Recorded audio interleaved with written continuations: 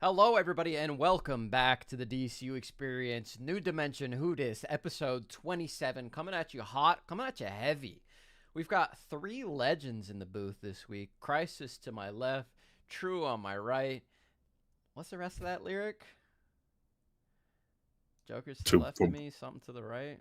Here I am, stuck in the middle with you. Thank you guys for your help on that. You definitely didn't leave me sinking in the water. What song? No, What song is that? Crisis knows what I'm talking about. Stuck in the middle with you. Nobody. Now it's ringing a bell. Yeah. Jokers or something to the left team. Anyway. Oh, you're right. There's no Jokers on this podcast because there's no Joker in the DC universe as of yet. Maybe by the time Clayface comes out, things will change a little bit. I don't know. Did you guys talk about that last week? I did listen to the podcast a little bit. A lot of disrespect to me and Nick last week. It was a little weird to see that. A little crazy on your guys' part. But we're here. I don't recall. We're back this week, and we're here to mend fences and relationships. We had probably the best episode of the season, at least in my opinion, of Peacemaker. We're going to get into all of that.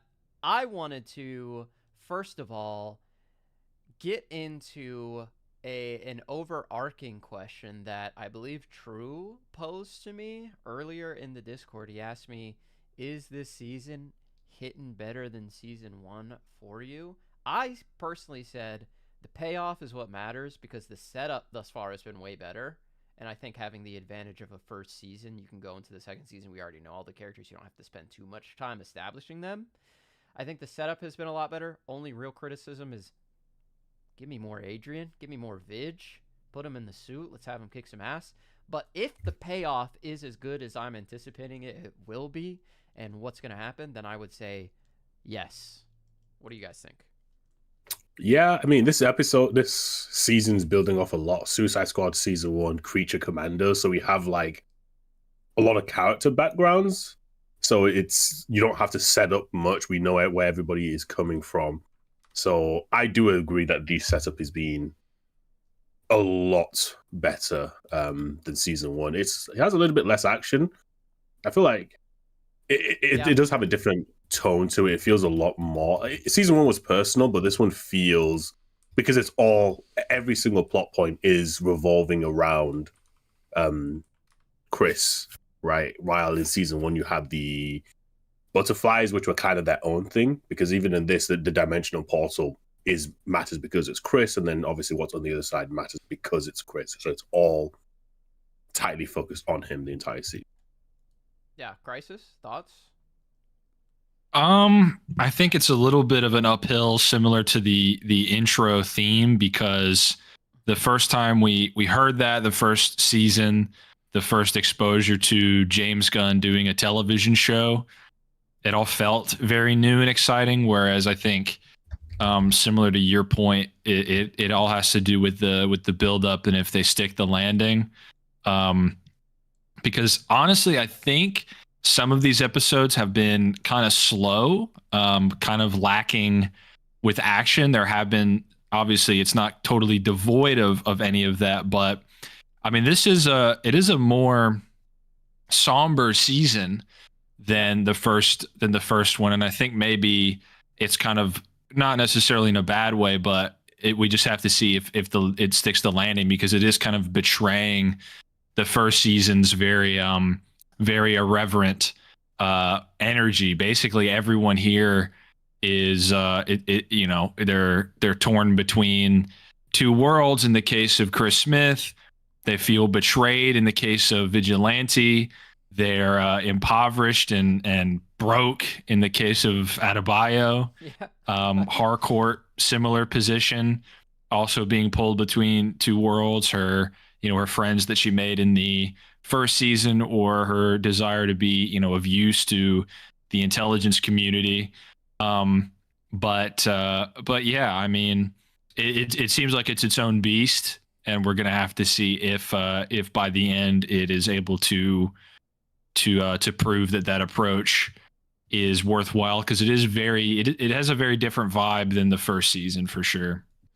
Yeah, so let's get into this episode. Why are we calling it potentially the best episode of the season. Let's start at the beginning. That seems like a good place. At the end of the last episode, it seemed like Christopher Smith was being set up and betrayed by his friend, Amelia Harcourt, who, like you mentioned, was caught between these two different worlds. She wants to get back into the intelligence agency. She feels some sort of loyalty to Rick Flag Sr., whom she promised she would take revenge for the death of Rick Flag Jr. on whoever perpetrated this. And I feel like she completely meant it in the moment. But then season 1 happened, and now things are a little bit different.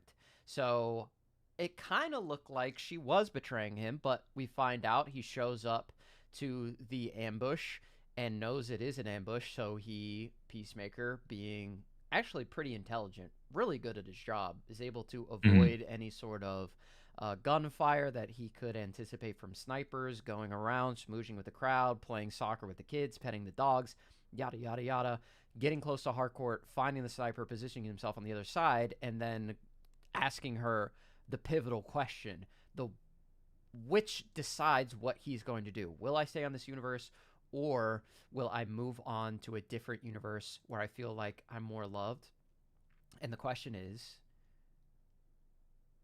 do you fuck with me? Heavy? And or slightly. She says, not really. And she says, nah. He kind of, I'm good. Kind of spirals from there.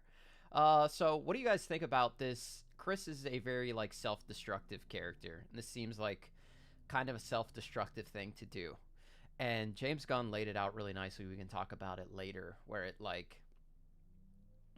feels like the episode deals a lot with themes of suicide. But Chris is a character that is continually degrading and harming himself physically, emotionally, because he is kind of punishing himself for all these things that he's done, trying to take responsibility for things that happened in his past. But what do you think about this opening scene, and what do you think about Chris like dropping this ultimatum on Harcourt in like one of the most stressful situations she's probably ever been in her entire life? It's interesting because I think everybody we thought she betrayed him, right? But then to get the double turn of she didn't betray him, but then she kind of then betrayed him later on in the scene, right? But not really still. I think it is both of them just being completely emotionally unaware, because I don't think he understands the situation he puts her in by asking her that question in that context, right? Yeah. I don't think he understands how that can come off to her. But then I also don't think she's either ignoring or just can't see the pain that he's actually in, right? For him to make it to that situation, to do all of that, to ask the question in person and not over text or anything like that, right? I think it shows a lack of emotional awareness from both characters in that situation. Yeah, I think that is the parallel. Like I put it a little bit earlier, is Harcourt is connected to Peacemaker, and in a sense, that universe, quote unquote, she's connected to the 11th Street kids, whereas Peacemaker is torn between as well that reality, but his deeper desires, which is family, and then a Harcourt that appreciates him. And so I think there is an inherent tension there. There's also a parallel there. And I think it'll be interesting to see, because I don't know, I don't think Peacemaker's the kind of character that you give him a happy ending, and I certainly don't see how this late in a season he could really turn this around in a way where he's rewarded with Harcourt 1 or Earth 1 Harcourt. Yeah, I think they are essentially too damaged to find each other in a non-toxic way. But yeah, she definitely, you wish that these people, communication, of course, is the key to any relationship, whether that be friendship or, you know, a like a sexual relationship, but they are most certainly terrible at communicating. But yeah, no, I think she could have done a little bit more to be considerate, because this is someone who has another universe that they could just ditch, and clearly that is the path that he took. So I think she could have been a little bit. She could have, I don't know, prop some pillows up for him. But you know, as it stands now, she seems to have totally alienated him, and man, poor Vigilante. Not only is he not in the show a lot, but when he is in the show, he's having his heart torn out by his only friend. He's sobbing. So yeah, no, it'll be hard to imagine how Chris Smith comes back from that, because it is a selfish choice that he made, and he has hurt his friends in doing so. Yeah, it's the case of, I don't know what she could have done, because if she says yes or doesn't give him, like, she gives him a very direct answer of, no, I am not, right? Because if she said yes or let him on, I think that would have ended up being worse further on, because he would have thought he had something there, right? But cutting it off at the impasse there was probably the best situation for both of them to not be more hurt. And you said you don't think there's gonna have a happy ending. I don't know. It's probably going to end up being bittersweet. I do agree with you that he's not going to end up with her at the end of the season, but I don't see him ending up in a situation where he hasn't been able to accept his situation, right? Because right now he's still not accepting it. He runs away. I feel like that's going to be the moral of, you just have to accept your situation, and then he just has to work on himself from there without expecting the world to bend the knee to him, right?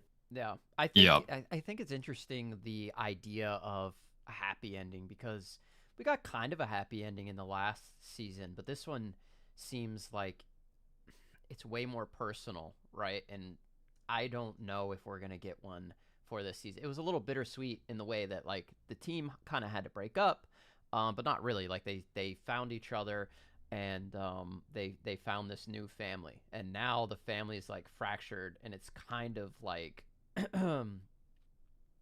it's kind of hard to put the pieces back together now that we know all the history of Harcourt and Peacemaker. So it'll be interesting to see what happens there, but I don't think this season will have a happy ending. Will there be a happy ending overall for Peacemaker? Maybe, but I don't think in this season we're going to be left with a crazy cliffhanger.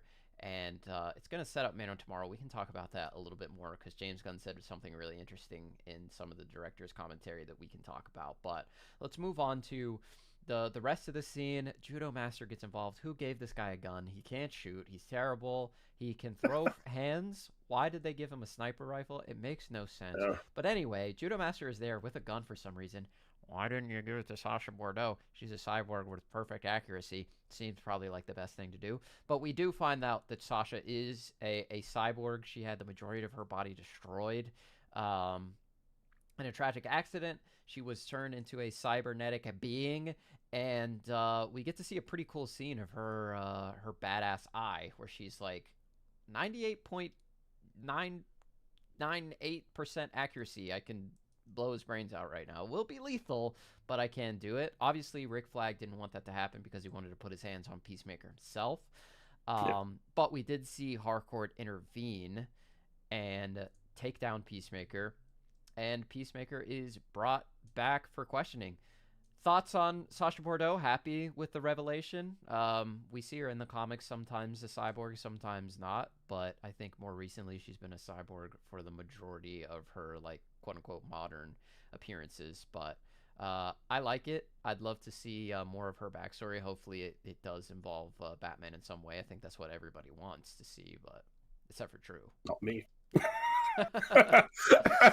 No, I like it. I do like building up the world, where it's the same thing as we were talking about earlier with Rick Flag Senior also being enhanced in some way. Yep. It just goes to show, like, the level of technology in the world that, like, these organizations just casually have, right? Yeah, no, it was a cool reveal for her as a character. Yeah, I agree. We'll see how it manifests in the future. It is a little bit weird that Rick Flag's enhancements have only been described in a thread post. Yeah. I would like to know a little bit more about that. Like, it obviously if you only watch Creature Commandos and only watch, this show, you'd think, okay, he's like strong, super strong, the same way that like Black Widow or someone's super strong, right? They just are fictional people.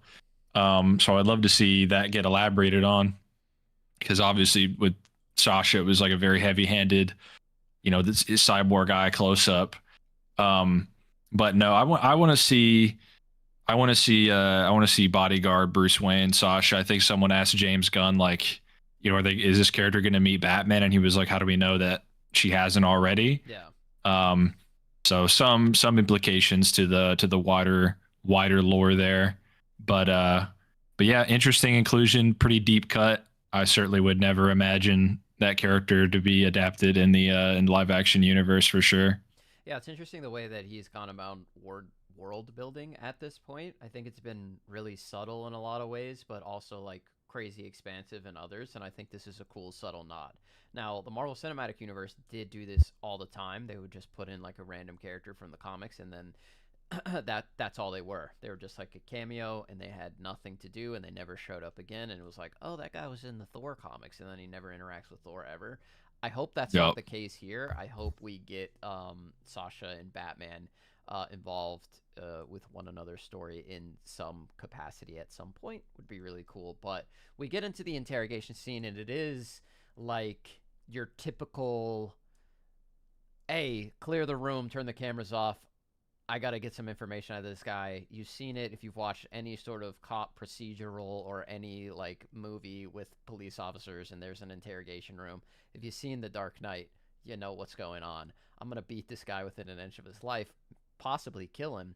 And Rick Flag really puts a beating on him, and he's asking Chris all of these sobering questions, and Chris is just apologizing. He doesn't try to stop it. He feels like he needs to be punished, and that's something that I mentioned earlier. Chris has been punishing himself ever since he's done this with drugs, sex, alcohol, distancing himself from other people, just generally self-destructive things. Even going into the other universe and testing the waters is self-destructive in some sort of capacity. So here is another thing. He's like, okay, I'm receiving my punishment. This is the end of me. I can accept it. I took a life. It's an eye for an eye, and that's justice in his mind, right? He's Peacemaker, and his death at the end of the day would cause, I think, more peace than not, right? It would bring Rick Flag to peace, Harcourt potentially. I mean, the only, like, him dying, I think, in his mind would be better for everyone, because he's just sort of in that mindset where, like, he's worthless, he's not worth anything, and if he died, the world would be better for it, right? Maybe the world is so shitty because he exists in it, right? And it was a really, really good scene. Like, it was cliche, of course, like I'd seen that a million times, but I like the way that it was executed. And like we said, Rick Flag and his enhancements were kind of being shown off here. And not to mention, I said this earlier in our private chat, Peacemaker kind of ate that pretty well. Like, that's a full-on... Listen, from an enhanced guy, if I had to put my money on something, I would say that he's, like, juicing on, like, a little bit of venom. Just, like, a tiny bit. Like, not a crazy amount, just, like, a little bit to keep him in shape. He's an older guy. Like, keep him up, keep him active, and at the top of his game. That would be my guess. I don't think it's, like, cybernetics or anything. I think it's some sort of substance that he's taking. No, you think he's... And my guess would be venom. But he... full force enhanced Rick Flag right to the chin, bro. This guy fought Dr. Phosphorus. Yeah, he fought Dr. Phosphorus. Chris had like a bloody nose or whatever. Shit wasn't broken. No bloody like broken he tanked it it didn't even knock him out. So shout out Peacemaker. It's a good feat. Anyway, let's talk about the emotion of the scene. Forget this power skill. I just want to quickly say, if somebody hits you and you're on the floor bleeding, you did not tank it. He tanked it. Christ is so back. Oh, He tanked it. Nah, he'll back me up. He survived. He survived Oh, the knee. Do you remember what happened when Piotr Jan kneed Aljamain Sterling illegally Sure, he on the did tank ground? that one though. He didn't tank it. Peacemaker Okay. tanked it. Okay. Listen. Yeah, no, I think you're correct. Pretty standard interrogation scene of wanting to be punished. One thing I did like was how the other characters reacted to it, though, right? With Sasha being in full agreement with it, and Flurry, like, not liking it, and also then thanking Economos for booking him into the system. Yeah, I was going to get to that. Right. I really like that little wrinkle. Yeah, but... Yeah, because I think it Argus... goes to show Flurry is not one note, where he could have come off as kind of a one note asshole throughout the thing, but he has something behind that, right? Argus is the most dysfunctional fictional institution I've ever seen. Like, compare it to S.H.I.E.L.D. and you're like, okay, sure, they were infiltrated by Hydra, but when they locked in, like, they were efficient. They were good at their job. They did, they pulled up, they did their thing. Mm-hmm. But these guys, it's like, first you have Waller, who, we've seen the Suicide Squad. She gets one of the most elite operatives killed, as well as all the other guys. Half the team is just immediately offered up, as sacrificial towards the start. Whereas Mongal, R.I.P., Captain Boomerang, R.I.P. Not a successful operation in the least. It was only successful in that it stopped Starro, but that wasn't really Waller's agenda. She wanted them to leave. And then the butterflies were like an accidental success, and then it led to the exposure of Waller.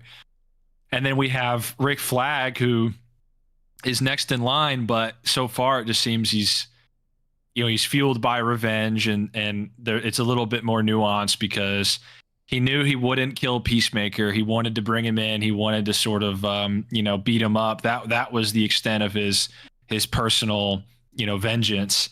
But otherwise, it was just about Peacemaker. So he says. But I believe that a little bit because he could have killed him. He was like, talking to him. He was kneeing him. He could have just choked him out from the beginning. But, and then it does make sense that he would try to follow the portal technology. But yeah, so I'm like, okay, so is Rick Flag, because I also think Sasha is playing Rick. Yeah. There's that shot where they're like kind of flirting, but I got the sense immediately. There's a shot towards the end where she's kind of giving him like a super serious look that he's not looking at her and she's looking at him.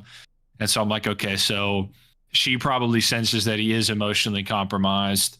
And I'm like, okay, so is she going to be the leader? That's three, revolutions in a very short amount of time, three different, bosses stepping into the role very quickly. So I'm like, what does Argus even do? Like, do they protect the world? Like, is that a new thing? Because Amanda Waller protect the world technically, but again, she didn't. I don't know what her plan was with Starro, Yeah. Because she was like, if you fight that, I'll blow your brains up. But what was she gonna do about it? Yeah, was she just gonna let Starro take over the world? Well, I guess the Justice Gang would have had to then eventually go and stop it. We now know maybe that's what she was thinking. Like, the Justice Gang will show up, they'll take care of it. But I don't want my operatives being exposed and like the Suicide Squad being exposed in this like super public way. Sure. Because now it was like on the news and everybody was watching it. Like, we saw Bloodsport's daughter was watching it live happen. So she was like, get the hell out of there. And that's what like kind of ultimately led to her being removed as the head of Argus. But yeah, Rick Flag, not the greatest leader in the world by any stretch of the imagination. A very, very flawed human, and not super great at his job. I mean, James Gunn did say that Amanda Waller is smarter than him and more ambitious. I think Amanda Waller was overall better at what she was doing. I don't know if she would have been played in the same way that Rick was by Lex. I don't think that would have happened. I'm not sure she would have like... Or the princess, also. Definitely not that. Yeah. I don't think that she would have been caught in those circumstances. Like, maybe she would have worked with Lex, but been like way more wary of him. I don't know if Amanda Waller would go out of her way to help with the Superman thing. to help Lex like arrest Superman for like no good reason, you know. Yeah. That's the thing with that gun statement. I'm like, the two decisions where he told Sasha to kill Peacemaker, and then when he's like, oh yeah, my plan was only to beat him up. I'm like, I'm looking at him a little bit sideways, right? I'm like, is this really your plan, or are you? It feels like he's winging it. I do, like, based on his personality in Creature Commandos. Creature Commandos as well, right? It definitely feels like he's just kind of going off the cuff and seeing what happens. Because what if Harcourt just didn't do it or didn't make it in time, right? Like, now he's dead and you've now lost your leads for everything. Yeah, I think he's a bit in over his head, and obviously has like crazy tunnel vision because of, I mean, we've seen it in fiction a million times. Like, the revenge is just like never the way to go. But yeah, I mean, I understand his point of view. Also, interesting to note, like, if we rewind a little bit, the funeral scene, where was the rest of the Suicide Squad at? Like, why wasn't Harley wasn't there? Why wasn't Amanda Waller there? Well, I get like why Harley wasn't there. She's in jail, but, right? Like, Amanda Waller should have been there. Like, you know, who was there? Just his family? Well, I'm sure there were a bunch of people there, but the only person we really saw was, we saw some like background people that were like non-consequential or inconsequential, but obviously Harcourt. But yeah, it would have been cool to see some more. Where was June Moon? Why was she not there? She's in jail. Wait, okay. The thing is, some of them I understand, but like, there's no way they just let Enchantress out. I don't think was Enchantress in jail? No, because it sounds like Harcourt makes it sound like she's like an Argus employee. Yeah, that's what I was getting. Like, because Harcourt's like, you're about to ship out of court to a Maltese, you should be with June. And so it sounds like, I don't know. I mean, she's got powers. She's, a witch or something. June worked with Argus in the 2016. Yeah. And that movie is not canon. Let's not get it twisted. Like, all we know is June Moon exists in this universe and has a relationship with her flag. That's and can blow a hole through the planet. Yeah. Yeah. Because I that detail. I'm just assuming she's like another like Task Force X adjacent, where maybe she has some level of freedom, but there's no way someone like Waller would just allow her to walk free, right?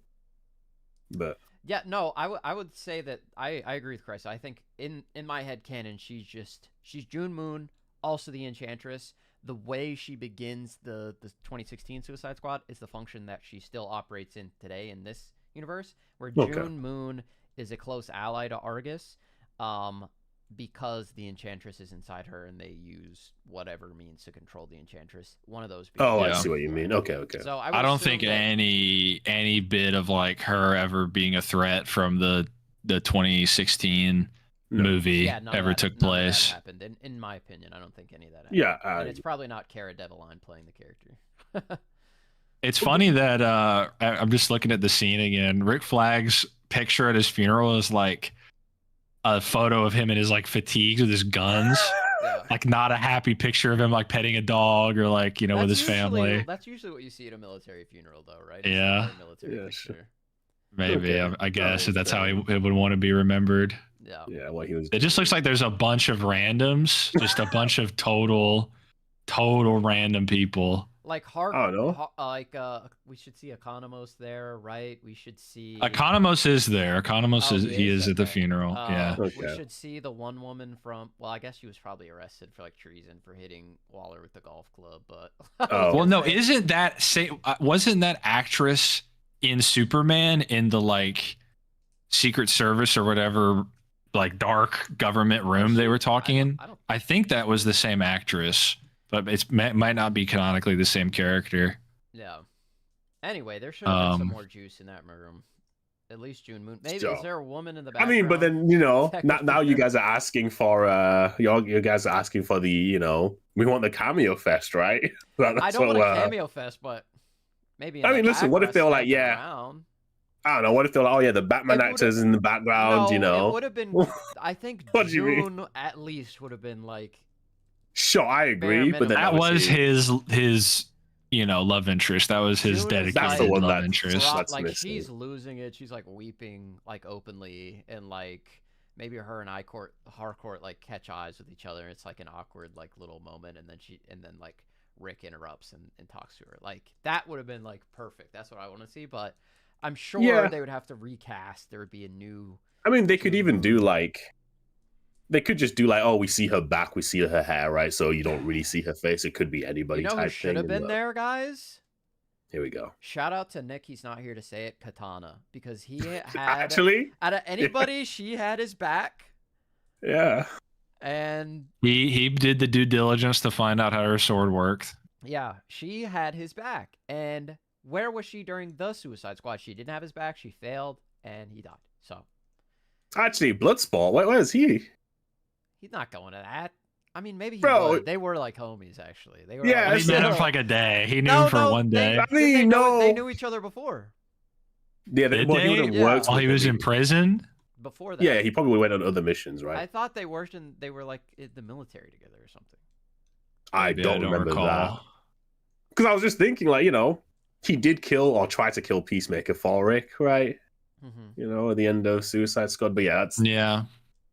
He respected him for sure, at the very least. If he knew where the funeral was, he would probably go.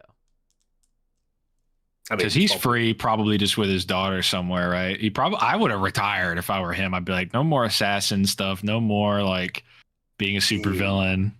I don't know, man. It's crazy that James Gunn retconned that. Put Superman. Oh, him shooting Superman? Yeah.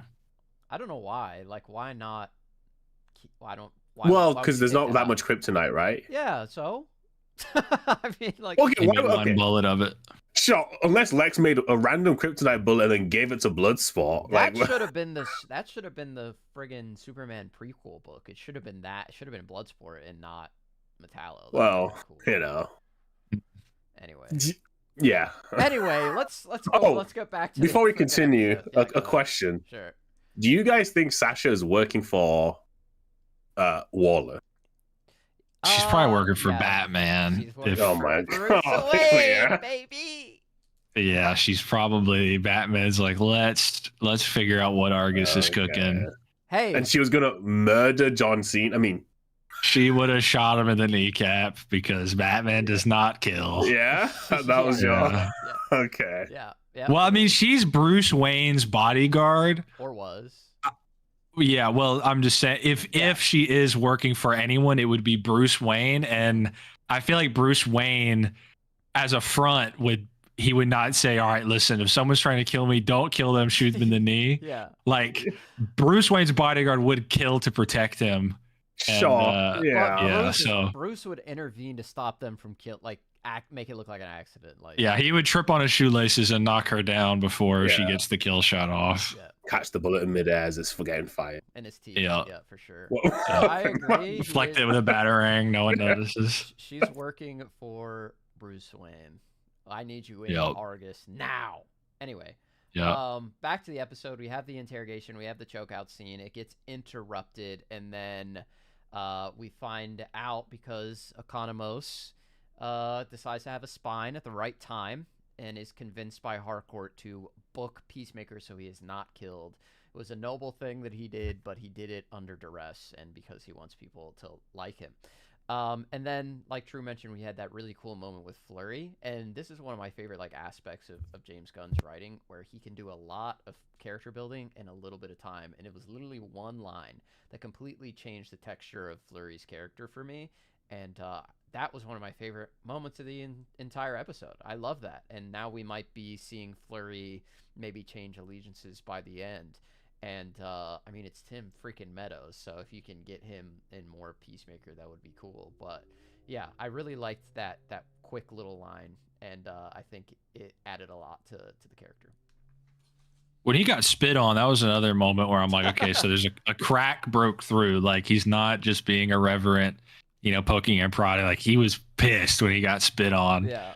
I was like, oh, is he about to, beat the hell out of Economos? Yeah. But, yeah, I wonder by the end of the show what will be will he respect him? Will he respect Economos? Because Economos' arc seems to be since the first season, he was just a wimp and then he cut that gorilla in half.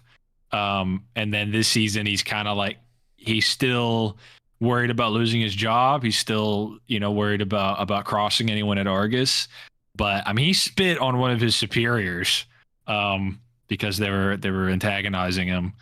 So that's also, I think, an interesting moment. But yeah, that character having like little glimmers of being actually angry or respect, that was interesting. But then also with Eagley, this is something that's kind of cool.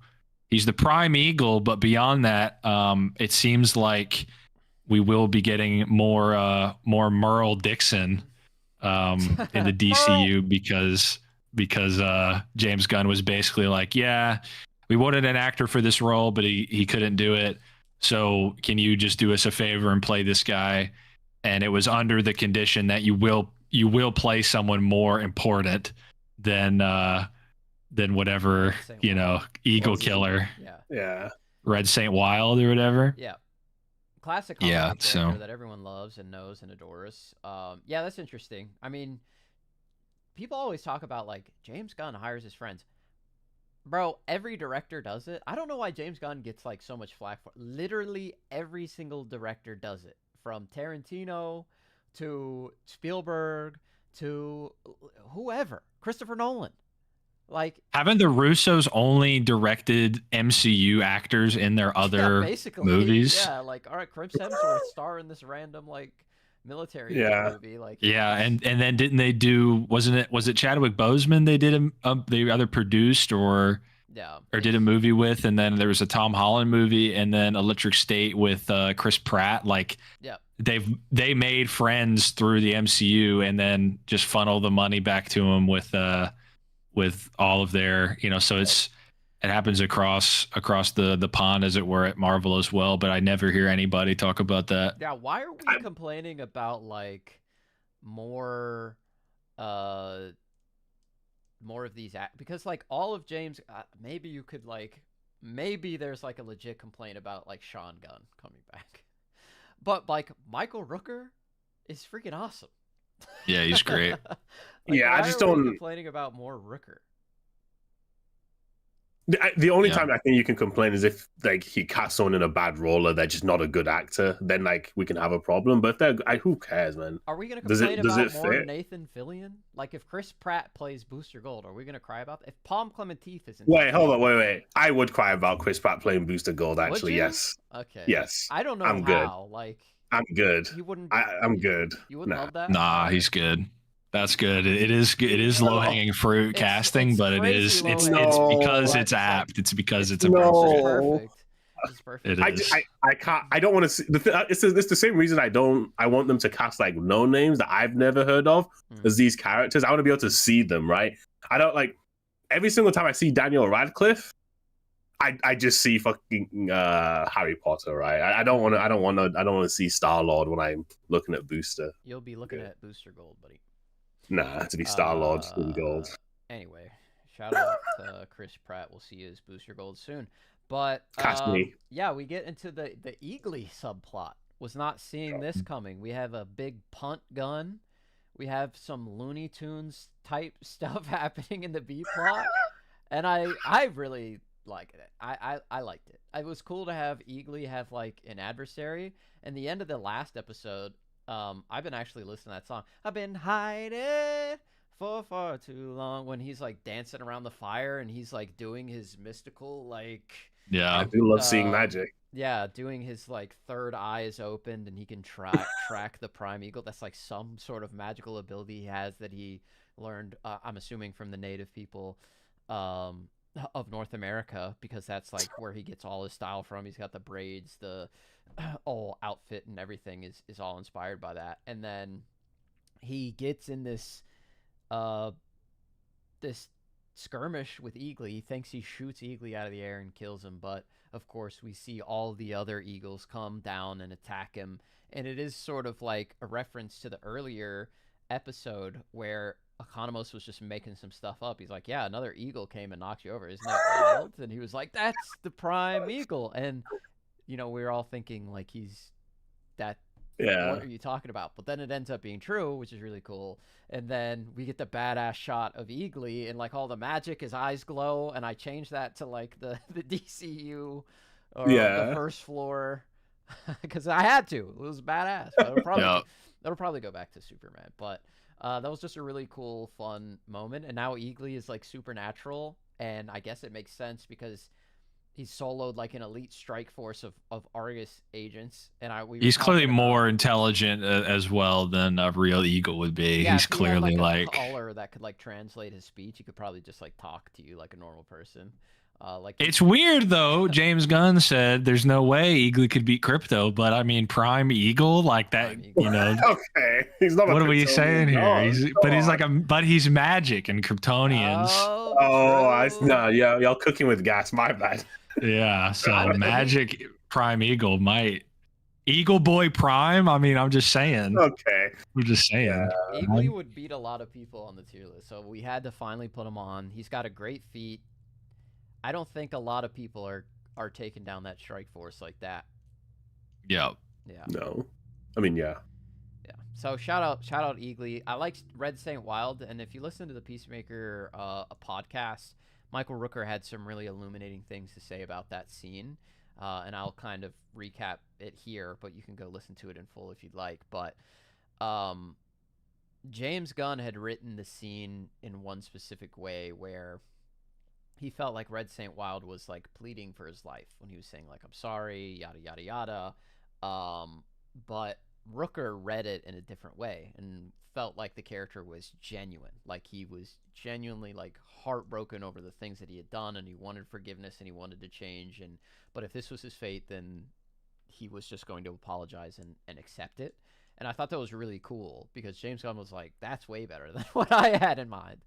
So those are just the cool things that like actors can bring to it. But that's what I felt like when I was watching it. And when James said he didn't write it that way, it was like, it was really interesting to hear that because I thought that was like a great scene for Red Saint Wild to sort of coming to the altar and asking for forgiveness. And Eagley is like a god basically. So we'll see if Eagley has to fight the Prime Eagle of Earth X or not, the Hitler Eagle. If there is such a thing. Maybe there's only one Prime Eagle in the multiverse. Well, didn't Nazis have like eagle iconography, right? So if that's the, impetus or whatever right. of we're assuming this new Earth, like, if that is, then I'm sure there will be plenty of eagles for Eagley to fight, but it might be. Yeah, is he going to try to control the eagles there though? Can the Prime Eagle?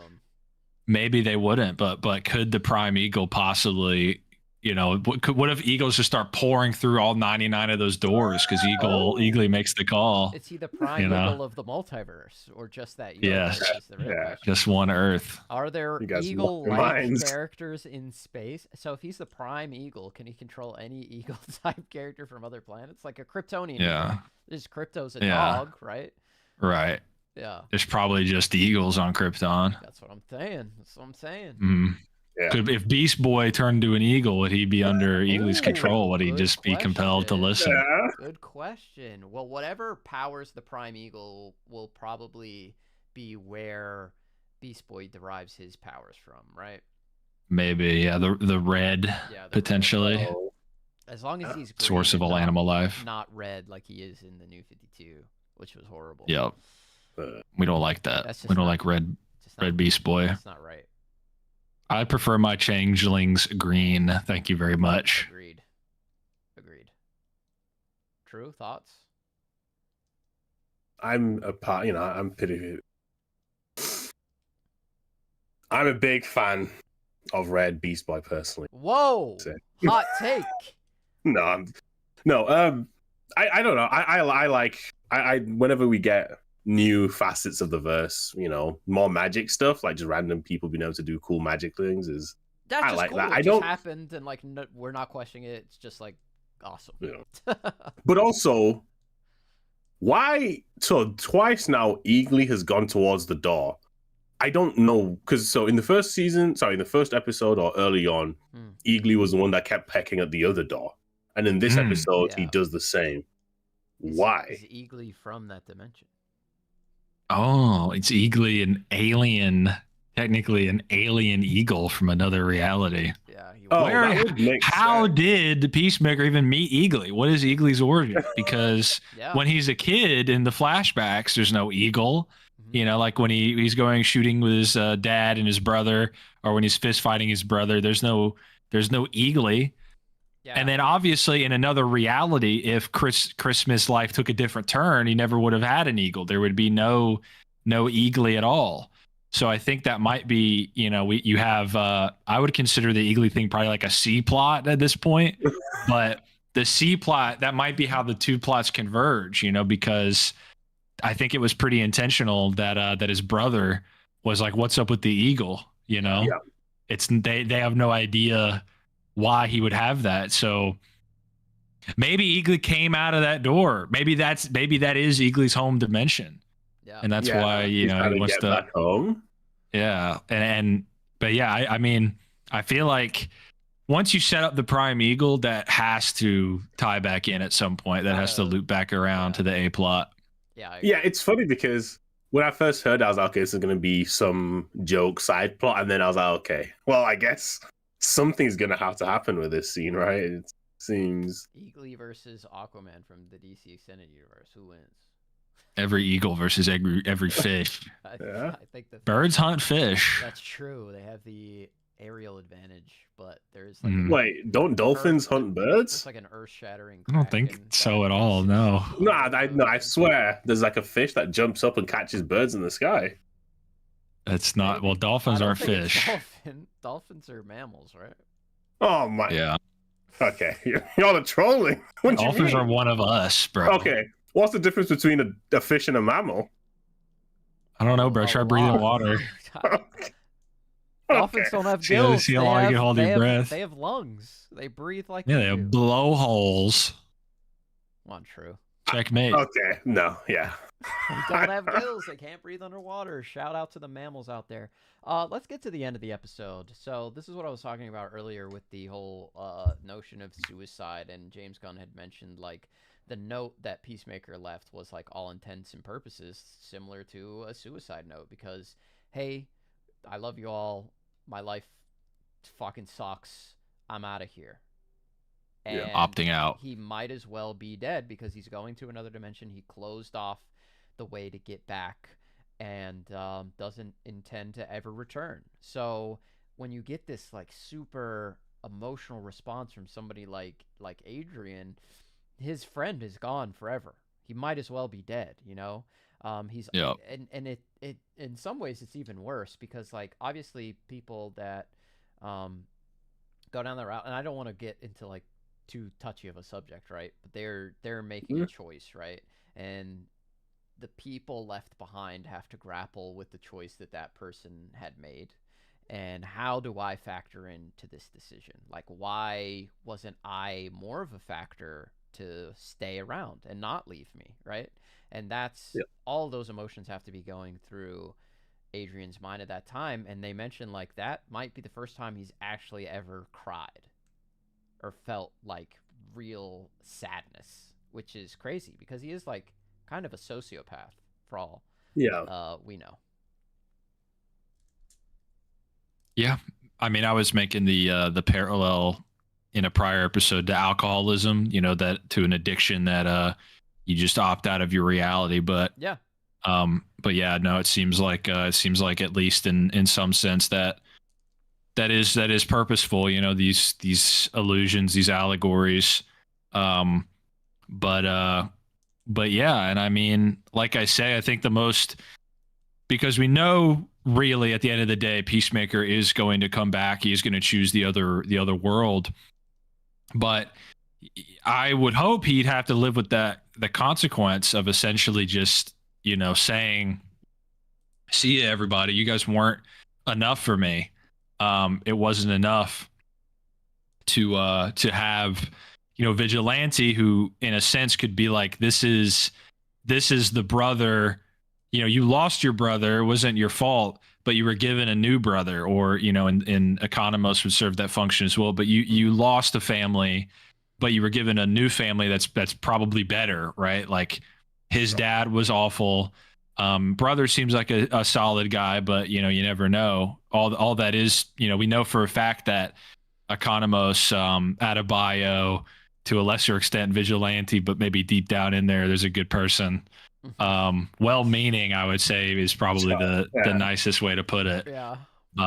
But yeah, he was given a family, but it's not enough for him. He still, and I mean, Adebayo puts it well, right? She says, this is the world that God, put you in. She revealed earlier in the season that she is a believer. She holds to that faith, which, Chris Smith does as well. At the end of the first season, that was a big, reason that he made the choice that he made. He was having flashbacks to when he was praying as a child before he made that choice at the end of season 1 to deny the butterflies a chance to possibly take over the world. That was on the table. So it is, James Gunn likes to play with these heavy themes and wrap them sort of in this pop culture superhero medium, which I think bodes well for the future of the DCU as well, for future projects. I don't know how many other writers could really do that in the way that he does. So it is faith affirming in that sense that he is captain of the ship. Especially if this is what he is looking for other writers to not just have bad guy shows up, good guy beats them type, right? Yeah. So have something a little bit to have some meat on the bones for the characters, because that's the thing with the writing for this show, right? There's not any characters that are like, yeah, this is just a one note caricature, right? Which is what I feel like the MCU kind of became, where you have your one attribute and then you just spam that over and over until everyone gets sick of it. But Deadpool, Gunn, listen, it's just how it is, right? But yeah, no, Gunn is able to give a lot of these characters just so many wrinkles. Yeah. Speaking of wrinkles, I actually don't have a good transition. That Cheeto finger licking little man, judo master, followed Peacemaker into the, I don't know, pocket dimension that leads into other dimensions. He went in there a little bit after Chris. Is he just going to be stuck in there? I think he might just be stuck in the white void, and maybe they'll find him there. I don't know if he found the door that Chris went into. It would be hard to, I mean, there's 99, right? Yeah. So eventually, that's not an unfathomable amount. Yeah, it's not. But if you walk into one that is actual, Doom world, it's the Goblin dimension. Or the Imp dimension. Yeah, the Nightmare dimension, the Trigon dimension. You open the door and a million tentacles just grab you instantly, pull you in, and you're suffering for eternity. Exactly. But even if he finds it, he doesn't know the code, right? Because you need the code to go through to the other door. Sure. So he's definitely going to be stuck. Not a wise choice. Not a smart thing for him to do, to just hop in there. What I was thinking, I was watching the scene, I was like, man, you are really dedicated. Why are you just following him into this random portal? Come on, I understand you don't like him, but do you not like yourself? What? Another weird plot hole. I was telling this to Garrick, and he was convinced at the time, it is kind of silly. Chris is very forthcoming with Adebayo. Episodes ago, he told her about the whole alternate reality, told her about Harcourt, told her about he's going to pick this other world, he's considering it. So why wouldn't she tell Harcourt about it? Why wouldn't she tell everybody about it? Because that would inform okay, he's leaving to this other Earth. Don't tell him you don't love him. Don't push him away. So, just tear the Band-Aid right off. Yeah. Because he'll probably leave and never come back. I don't think she would necessarily assume that's what he would do, right. But it could certainly help Harcourt, to have an informed decision for her to know. And then they go to the cabin, and Harcourt's like, so you've seen him use this before, right? To Adebayo. And she's like, yeah. So it seems like she Adebayo informed everyone about this on like the drive to the cabin. Yeah. But I thought that was a little bit weird that in this season, Adebayo has been like playing Chris's entire plight very close to her chest. I mean, and telling anybody else about it, really. It's interesting. Like, she is that like confidant that Chris trusts to come to, and they are like the closest too out of everyone. Like Chris and her, they're like best friends basically. And I guess like she probably thought that she had it under control and that Chris was talking to her and being open and they could discuss it more. And maybe she didn't realize like how on the edge he was from actually leaving. And if he did, maybe she would have reached out to the others sooner. But yeah, it just feels a little bit silly that, because obviously if you're someone's friend, you'd be invested in, it's like a what's the word, like where all your family shows up after one of the people. Yeah, like an intervention. You would seek that. You would be like, okay, Harcourt doesn't want to sleep with you, but she thinks you're cool. You don't need to like, subtly thematically kill yourself. There's plenty of fish in the sea, pat on the back. We love you, big guy. And maybe that would be enough, but maybe not. But like, I think the only person that could have that conversation is Adebayo. I think the rest of them just are actually incapable of doing so, right? I just don't. Idiots. Like when it comes to their emotions, like Economos is a crazy person. He admits as much in this episode. He's like, I don't know. I didn't make my own brain. Bro, that state. Said some unhinged stuff about Bordeaux, and then Vigilante actually doesn't have emotions, or maybe does? Question mark. Yeah. If he does, he doesn't have a lot of them. And would probably mess it up. And Harcourt is in the second toxic masculinity. Yeah, the second most emotionally immature person out of anyone. So like Adebayo is probably genuinely the only one. Her and Eagley maybe would be able to talk about it, but Eagley is actually his best friend, so he gets a free pass into the new universe. If anyone was gonna come with him, it probably would have been Adebayo, I think. Maybe, but why would you even think like? She probably has. I mean, she seems to be happy about her disposition. Like she is given a bad rap, but she's just positive about it. She's just glass half full. This is all part of God's plan. But Chris is down bad, so he doesn't see it like that. It would be tough. I think it would be tough on anyone, man, if you were put in the situation that Chris was in. Like, I might make the same decision. Like, fuck this. Yeah. Would you go to a perfect universe and abandon your own? You're famous. Like, your family's awesome and perfect. They're the same people, kind of. Like, I would just, if I were Peacemaker, I would kill the other versions of the people who I don't know and then bring everyone over to the good universe. Like Harcourt would rather be other Harcourt, right? Like, still has her job with Chris, right? And that's but she still wouldn't want to be. Yeah, obviously, yeah. But my family might pick that though. They might be like, let's just go to the cool universe where you're famous and we all benefit from that. The thing about that is like, I just don't know if I wouldn't make the same decision though, right? Like, it's so. If you could leave your room right now and go to the perfect universe where everything was as you wanted it. Yeah. I might hop off this podcast and go, right? That's the thing. And it's like, is it the right decision? Probably not. No. Right? You should play the cards you were dealt. You should live with the consequences of your action and be able to move on. Right? That is life. Right? That's his rationale. He's like, I was born in the wrong universe. I'm the good one. Like he was cheating on Harcourt. I would have never done that. He's a drug addict. I'm not. At least I'm not popping pills. He smokes weed, right? Yeah. But I think he did some coke at that orgy. I guess he's not an addict. He's just a casual user. He's probably like a sex addict if he was an addict. He uses it to cope.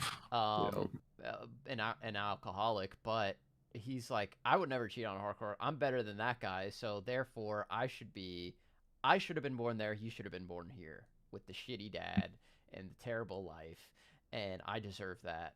And his cards were just better than mine, so he can't play them anymore. Somebody's got to. It might as well be me.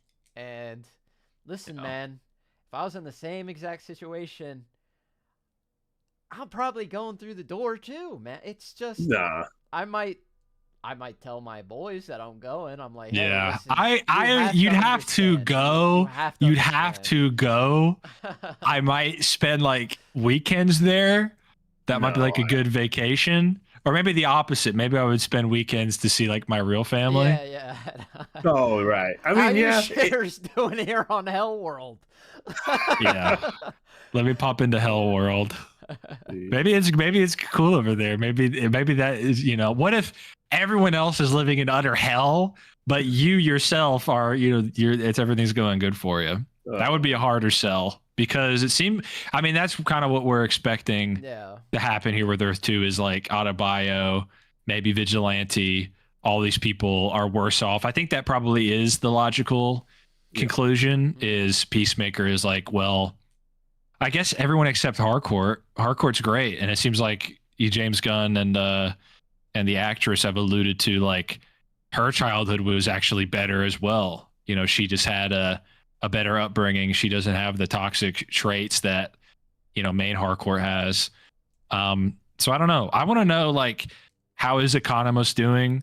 How is Vigilante doing? How is Adebayo doing in this other world? Because if they're all just better and happier, I mean, is that so wrong? Like, what would Vigilante? Vigilante would pick a universe where Peacemaker is his best friend and loves him unconditionally. He would opt to that reality, right? He would kill the other Vigilante in a heartbeat and be like, yeah, he's 100% trying to kill him. But I feel like the other Vigilante is just going to be like a well-adjusted regular normal, person, right? Like, just chill, dude. That's just like, what up, Chris? What's the move, brother? What's up, man? Yeah, let's fuck some shit. Let's do this, man. Dap them up, like they got a secret handshake, and all that. Maybe it's the original actor that was supposed to play him or something. Oh my goodness. Oh man, that was when you're bringing up Harcourt as well. I wonder if the universe will also be tempting for her, right? If she could take over that life of not being blacklisted by everybody for the decision you didn't make. Like, he's in love with her. He's kind of a goofball, but he's a simp for her. He's like totally jealous and you know, head over heels. He picked her. Apparently, you know, June Moon and the other reality is not enough for him. Yep. You know, he's with Harcourt and managed to, you know, not have a hole dug through the earth. And then I also, you know, that also reflects on Rick Flag Sr., right? Like, his son's still alive there. What if he wants to like just kidnap him and be like, listen, it's better. It's going to be okay. He brings him over. I could see that like happening genuinely. Yeah. James I mean, that is like not like he doesn't want to bring characters back that die, so maybe he wouldn't do that. No, something that he said, but it'd be a way to cheat, I guess. But it'd be Rick Flag Jr., but it'd be a completely different guy. Like, but it'd be cheating. What about that? Too early, though. It's too early to start cheating. This Rick Flag was still in the army. Like, he still has like military training. Yeah, he's just but kind of it just seems like he's kind of just a bumbler. But I mean, it would be bizarre to think, is he like totally incompetent? Like, I feel like that might be a stretch, but it could be like Rick Flag Sr. is like super accomplished and like he's just a nepo baby in the military, right? Or in the army. Maybe. Like, he has that position because his dad, but it'll be interesting to see. I mean, it's tomorrow, so really excited. If it's crazy enough, we might have to do an emergency podcast, but any final thoughts? Or are you guys good to wrap it up? I was going to say, just because it's in the thumbnail, we can quickly talk about it. But on the director's commentary, James Gunn was like, the message is not fake. The Superman are my parents, evil or not? Are they, you know, Kryptonian supremacists? He says, yes, they are. Message not fake, no matter what. Never going to retcon it. Yeah. So, you know, that was probably the most controversial thing that was done in the movie. And he's, you know, thoroughly planting his feet. And then obviously you would infer from that will be a big plot point in Man of Tomorrow, in the upcoming Superman movie, which I think we also all safely presume Brainiac will be the villain. On the first page of the script is a big brain, 3D brain or something, X-ray of a brain. So pretty clearly, I think it's going to be Brainiac. Some people would think we might get a little bit of Kandor, which would be cool. I want that'd be more. I want Kryptonian exploration. I think it would be a big disappointment if Superman has just completely rejected his genetic heritage outright. No ifs, ands, buts about it. And there's just no Krypton at all. Superman is just, from all intents and purposes, a human being, Earthling with superpowers. I think that would be a massive disservice to a giant chunk of Superman lore. Yeah. You can have his parents, because in the comics there is that they're not super ideal people. Like it is what it is. Yeah. But he should be trying to parse that. He should be trying to make sense of that. And I think you don't do that by saying like it doesn't matter and I hate Krypton. You know, there's nothing there. But Kandor would be cool. Brainiac's got the city bottled. Learn about Krypton, explore it. But yeah, that was, I just wanted to cover that because I felt like that was a topic that was making the rounds. So, okay, just a quick question: how disappointed would you be if you see the first trailer and it's like Monsieur Mallow and Brain and not Brainiac? I'll be very disappointed. What? Because Brainiac they've tried to do Brainiac since like the fourth Christopher Reeve movie, and then it was like, okay, so. They wanted to do him he was going to be the villain in the Nick Cage Superman. He was going to be the villain of the Superman Returns sequel. He was going to be potentially, if they did a Man of Steel 2, he would have been the villain. So let's just get Brainiac and do it right. There's also the question of how much should Supergirl be involved in that? Because if it's Kandor and maybe it has her parents in it. Yeah. Right. Yeah. Yeah, I think Supergirl will probably explore that stuff a lot. And like her movie or afterward? her movie and following that as well. But okay, I think she'll be heavily involved in Man of Tomorrow. I think it's going to be a more expansive film in terms of cast involvement. I would think she would be involved in it pretty significantly. Okay.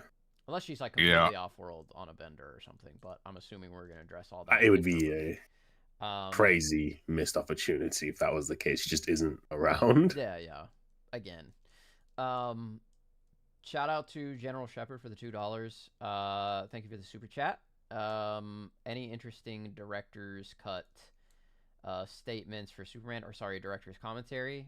We just went over the comment about Superman's parents and Jor-El more specifically, but we haven't listened to it in full yet. I'm assuming you're talking about power scaling statements. We will report back with anything that we find.